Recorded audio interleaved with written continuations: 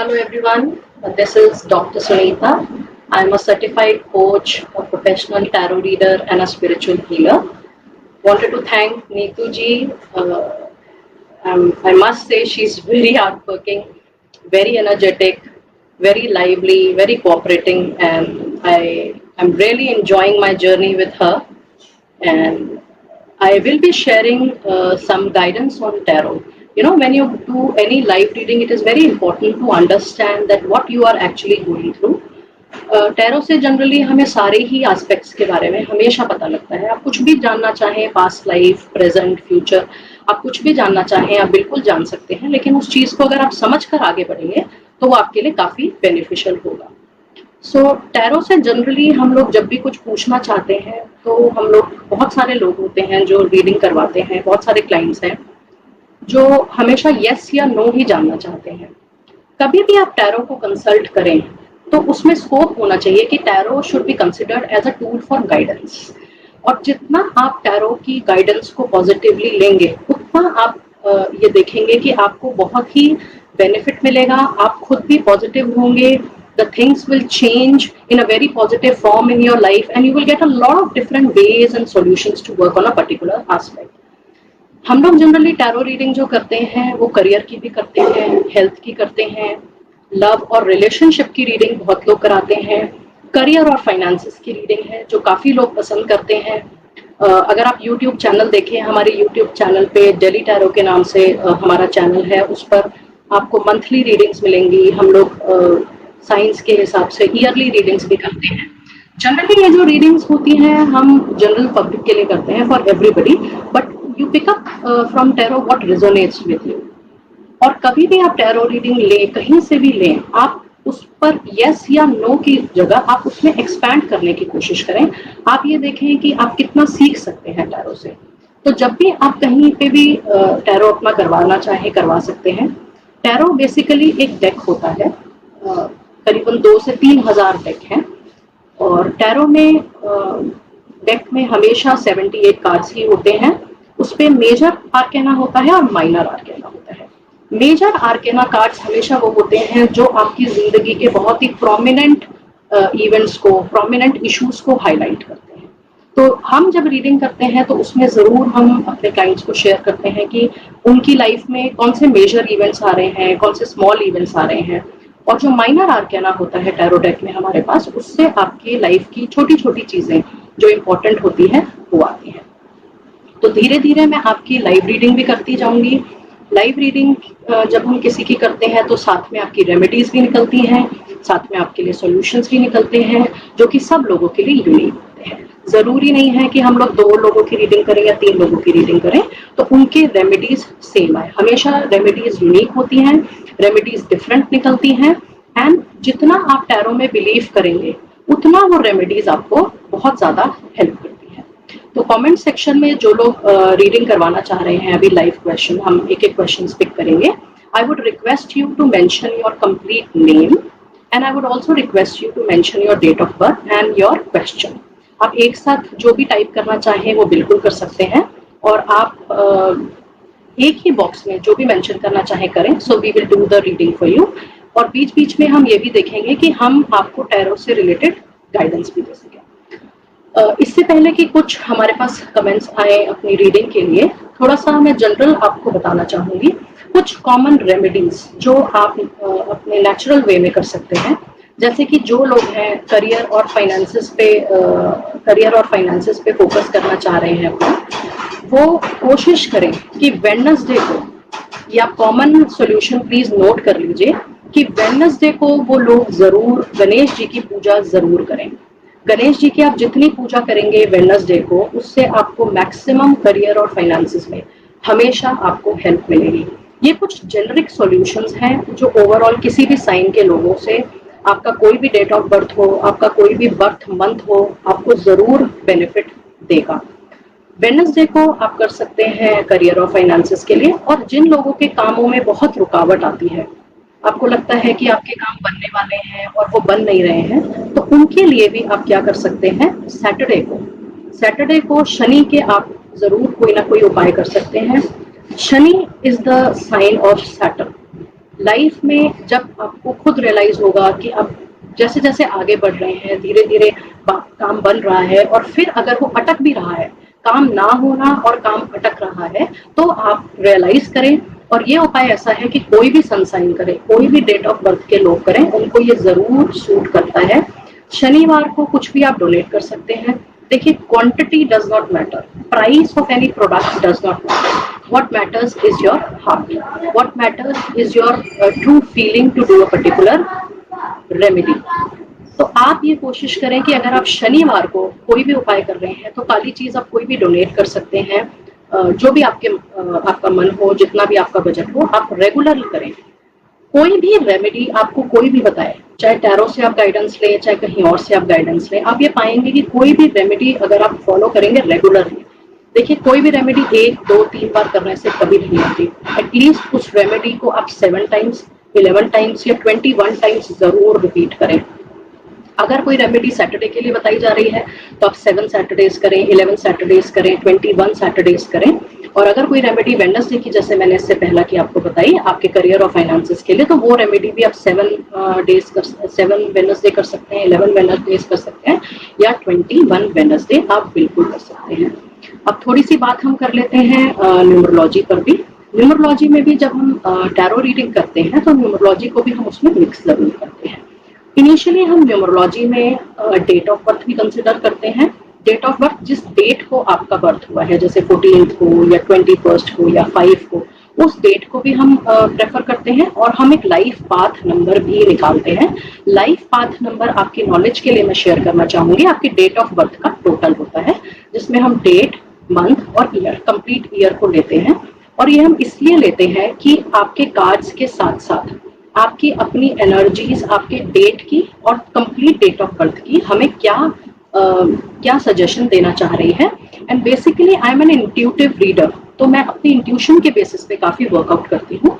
और किसी भी रीडिंग से पहले I work specially with angels and spirit guides, जिनको मैं मानती हूँ काफी, और उनसे मैं मैसेजेस लेने की जरूर कोशिश करती हूँ। और मैंने हमेशा अपने 15 इयर्स के टैरो करियर में पाया है कि वो जो मैसेजेस आते हैं, डिवाइन के मैसेजेस आते हैं, एंजल के मैसेजेस आते हैं, वो हमेशा रीडिंग से ज्यादा फ्रूटफुल होते ही होते हैं।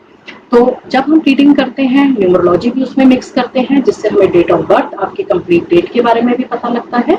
और उस बेसिस पर हम आपके टैरो के कार्ड्स को भी पुल करते हैं। इसके साथ साथ जितने भी आपके सन साइंस हैं, जिस भी मंथ में आपने बर्थ लिया है, हम उन सन साइंस को भी जरूर कंसिडर करते हैं। स्टार्टिंग फ्रॉम एरीज, आप सभी लोग जानते हैं देयर आर 12 ज़ोडिएक साइंस, तो हम पाइसेस तक उसको भी कंसिडर करते हैं। तो किसी भी रीडिंग को स्टार्ट करने के लिए हम पर्सन का नेम, पर्सन का कंप्लीट डेट ऑफ बर्थ और उसका सन साइन, ये 3 चीजें हम जरूर लेते हैं।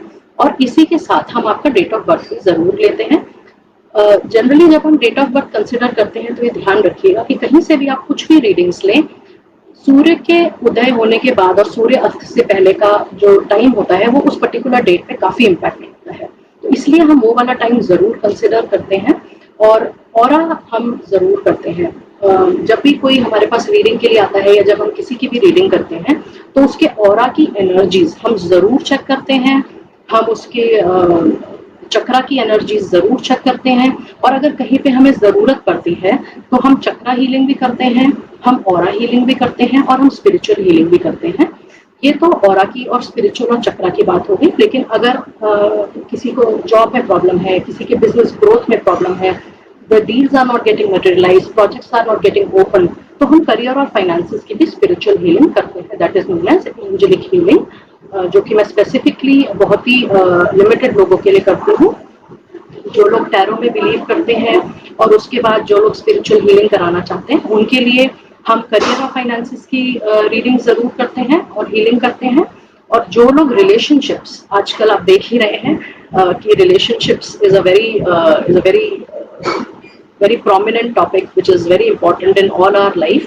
तो हम रिलेशनशिप की जब हीलिंग करते हैं तो उसमें भी हम पूरा देखते हैं कि आपकी इस पर्टिकुलर लाइफ में अगर आपको रिलेशनशिप इश्यूज हो रहे हैं तो वो क्यों हो रहे हैं। और पास्ट लाइफ में भी हम छूने की उसको भी कोशिश करते हैं कि अगर आपको इस पर्टिकुलर लाइफ में कोई एस्पेक्ट आपका आ रहा है, आपको बार बार एक चीज रिपीट हो रही है, तो हम उस चीज की रेमेडी पे जरूर काम करते हैं। उसके सॉल्यूशंस पे जरूर काम करते हैं, और हम ये भी कोशिश करते हैं कि हम उसको हीलिंग में आपके टैरो कार्ड्स के थ्रू और आपके हीलिंग के थ्रू उसको इम्प्रूव करें।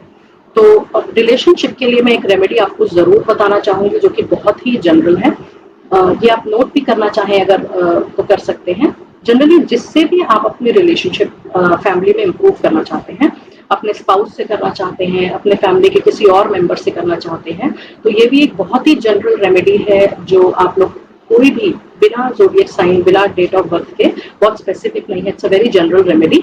आप अपने हाथ से कुछ मीठा बना के जरूर खिलाएं, जितना, और वो भी एक आप हफ्ते में आप एक दिन डिसाइड कर लीजिए। You can decide a day of your choice, it could be Monday, it could be Tuesday, और कोशिश आप ये करें कि जब आप एक दिन आप चूज कर रहे हैं, अगर मंडे चूज कर रहे हैं तो वो फिर 7 मंडेज, 11 मंडेज या 21 मंडेज ही होगा।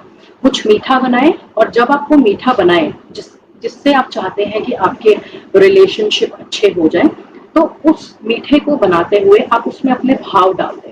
For example, if you are having differences with your spouse, so you can put all your good vibrations into that particular sweet which you are making, और बनाने के बाद वो आपके स्पाउस भी खा सकते हैं और घर में सभी लोग खा सकते हैं, और किसी भी टाइम ये खा सकते हैं। बट कोई भी रेमेडी, मैं फिर से कहना चाहूंगी कि कोई भी सॉल्यूशन, कोई भी रेमेडी अगर आप करते हैं तो वो आपको रेगुलर करनी है। My dear friends, it's a personal request to all of you that whenever you are doing any remedy, आपको कोई भी रेमेडी बताएं, प्लीज उसे जल्दी ना छोड़ें। जनरली लोग बहुत ही थोड़ा करने के बाद, if they don't see any improvement, they leave it quickly. But my suggestion and request, you continue it for at least 7, 11, 21 times. तो ये कुछ जनरल रेमेडीज हैं और ये आप बिल्कुल कर सकते हैं। इसके साथ आप अपने ऑरा को क्लीन करिए। देखिए, ऑरा को आप जितना क्लीन करेंगे, आपके चक्रास उतने ही क्लीन होते चले जाएंगे। ऑरा को क्लीन करने के लिए आप सन बाथ भी ले सकते हैं, मून बाथ भी ले सकते हैं, and you can definitely increase the energy, your positive energy. जब आप अपने ऑरा को अगर क्लीन करना चाहते हैं, आप बहुत नेगेटिव फील कर रहे हैं, आपको लग रहा है कि आपके प्रोफेशनल रिलेशनशिप्स में बहुत ही कंजेशंस चल रही हैं, आपकी पर्सनल लाइफ में बहुत प्रॉब्लम्स चल रही हैं, तो कहीं ना कहीं आपका ऑरा बहुत इफेक्ट करता है। आप वीक साउंड भी करते हैं, वीक फील भी करते हैं। जब आप बिना ज्यादा काम करें, मेंटली और फिजिकली वीक महसूस करें, so this is a very big sign that your aura is getting week.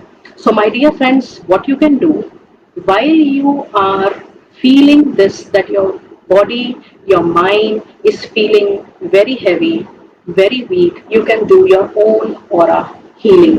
वो आप किस तरीके से करते हैं?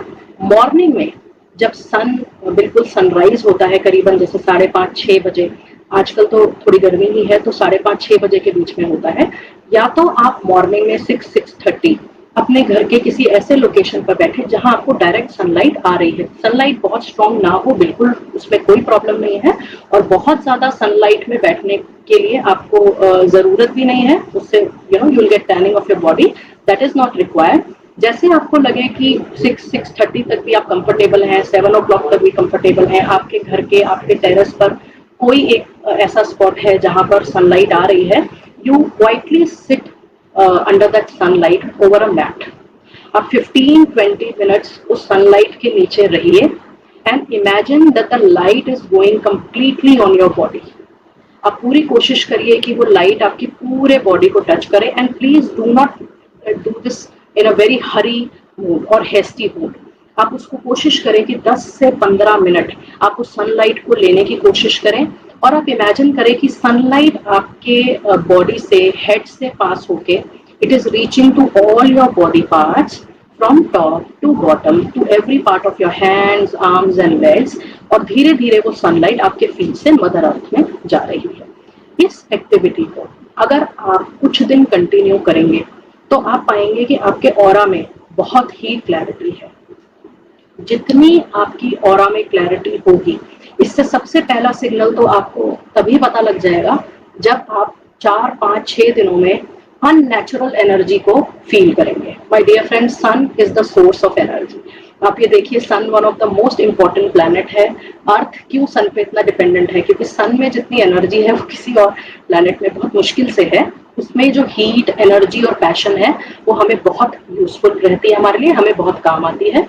तो आप 10 से 15 मिनट उस एक्टिविटी को करिए और लाइट सनलाइट में करिए, जितना आप सनलाइट बियर कर सकते हैं।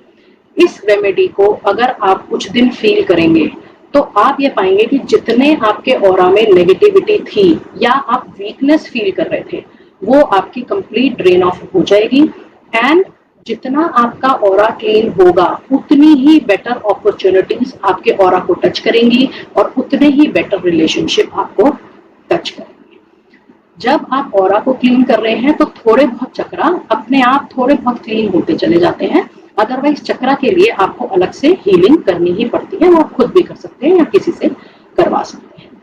तो ये तो हमने बात करी आपके ऑरा की, आपके चक्रा की, आपके डेट ऑफ बर्थ की, आपके न्यूमरोलॉजी की, आपके लिए कुछ रेमेडीज हमने आपको सजेस्ट करी हैं, आपके सन साइंस के बारे में हमने बात करी है। अब कुछ बात हम टैरो से रिलेटेड और न्यूमरोलॉजी से रिलेटेड थोड़ी सी और कर लेते हैं। ये एक जनरल गाइडेंस है।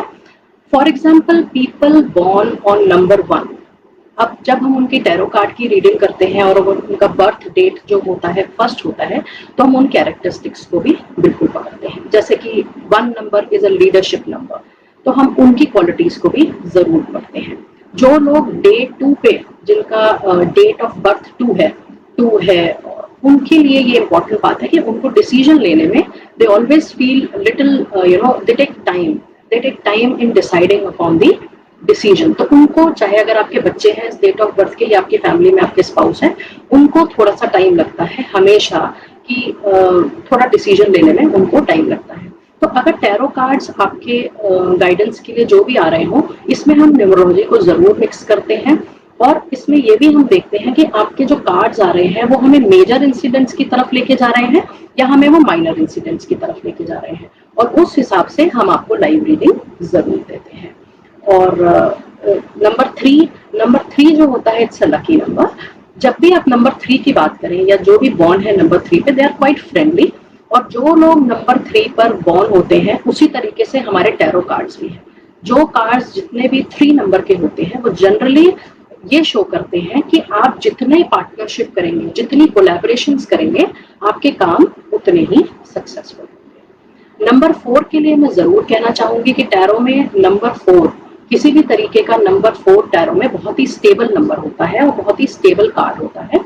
अगर आपकी लाइफ में आपका डेट ऑफ बर्थ 4 है, जैसे कि 22 है या 4 है या 13 है, जिसका कॉम्बिनेशन 4 है, तो आप ये जरूर याद रखिएगा कि नंबर 4 को लाइफ में एक बार सर के ऊपर अबव योर आईज एरिया एक थोड़ी सी चोट जरूर लगती है।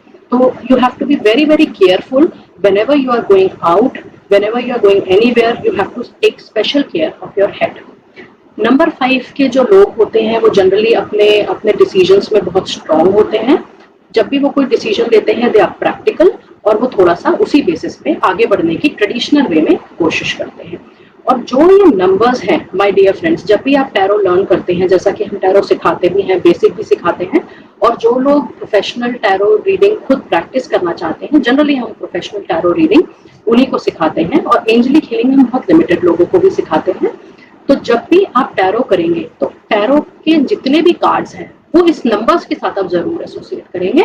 और दूसरा कि आप जब टैरो कभी खुद भी करें, आप ये कोशिश करें या कहीं से भी रीडिंग करवाएं, आप ये जरूर जानने की कोशिश करिएगा कि टैरो रीडिंग में आपके रीडर की इंट्यूशन क्या कह रही है। क्योंकि टैरो रीडिंग में कई बार बहुत होता है कि रीडर की अपनी इंट्यूशन कार्ड्स के साथ जब मिक्स करी जाती है तो बहुत ही स्ट्रॉन्ग रिलेशनशिप्स और बहुत ही स्ट्रॉन्ग सॉल्यूशंस इसमें निकलते हैं। तो नंबर 6 बहुत ही फ्रेंडली नंबर होता है। जब हम नंबर 7 की बात करते हैं तो नंबर 7 किसी भी चैलेंज को, किसी भी ऑब्स्टेकल को क्रॉस करके अपना रास्ता निकाल ही लेता है, चाहे थोड़ा टाइम जरूर लगे। उसी तरीके से हमारे टैरो में जितने भी 7 के कार्ड्स हैं वो थोड़े स्ट्रगल्स के कार्ड हैं, लेकिन वो ये जरूर शो करता है कि आप जब भी कुछ काम करना चाहेंगे, ऑब्स्टेकल्स आएंगी, चैलेंजेस आएंगे, तो आप लेकिन आगे जरूर बढ़ेंगे। नंबर 8 मैं बताना चाहूंगी, क्योंकि सेकंड का नंबर है तो रिजल्ट्स लेट देता है लेकिन देता जरूर है। स्पेशली जो लोग 8 को बॉर्न हुए हैं वो ज़रूर ज़रूर, जैसे 26 तारीख हो गई, 8 तारीख हो गई, 17 तारीख हो गई, वो ये ज़रूर कोशिश करें। ये एक बहुत ही जनरल रेमेडी है कि उन्हें शनि की शरण में सैटर्न की पूजा या शनि की पूजा ज़रूर करनी चाहिए, क्योंकि इट इज़ अ कार्मिक नंबर। कार्मिक नंबर का मतलब ये है कि you are born to balance your karma, specially under this sign. तो आप इस पर ज़रूर ध्यान दें। और नंबर 9 माय डियर, 9 ग्रह हैं और number 9 is a number of completion. और जब भी हम नंबर 9 की बात करते हैं तो उसमें कंप्लीशन की एनर्जी होती है, उसमें एक बहुत ही फायर और पैशन की ज़रूरत होती है। और नंबर 9 आपको हमेशा बहुत ही एनर्जेटिक नंबर है ये। और जब भी आप अपने किसी फ्रेंड सर्कल में किसी फ्रेंड को बहुत ही एनर्जेटिक 24/7 एनर्जेटिक पाएंगे, तो आप देखेंगे वो नंबर 9 में ज़रूर मुझे लगता है उनको आपको ज़रूर मिलेंगे नंबर 9। तो न्यूमरोलॉजी को हम ज़रूर देखते हैं और सारे टैरो कार्ड्स जो भी हैं, मेजर हो माइनर हो, जैसा कि मैंने आपको बताया, अ deck is a combination of 78 cards और जिसमें 28 मेजर होते हैं और रिमेनिंग कार्ड्स जो हैं आपके माइनर होते हैं। हम टैरो के कार्ड्स के साथ साथ अपने इंट्यूशन को और अपने न्यूमरोलॉजी को ज़रूर मिक्स करते हैं। जितना हम मिक्स करके सॉल्यूशन देते हैं, उतने ही हमारे क्लाइंट्स को